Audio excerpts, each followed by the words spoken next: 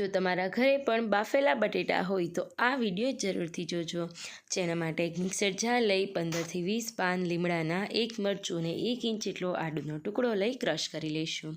ત્યારબાદ એક પેનમાં મોટા ચમચા જેટલું તેલ ગરમ થાય ત્યારબાદ ચપટી જેટલી હિંગ, લવિંગ, તજ, સૂકું મરચું, તમાલપત્ર અને જીરું ઉમેરીશું. આગળ ક્રશ કરેલી લીમડાની પેસ્ટ ઉમેરી સારી રીતે વઘાર તૈયાર કરશું. 15થી 20 કળીઓ લસણની, 8થી 10 પાન લીમડાના ઉમેરીશું.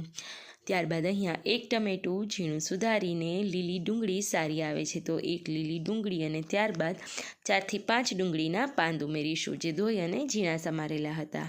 આ બધી વસ્તુ સરસ રીતના કૂક થઈ જાય ત્યારબાદ થોડું એવું મીઠું ઉમેરીશું જેથી કરીને શાક ફટાફટથી કૂક થઈ જાય.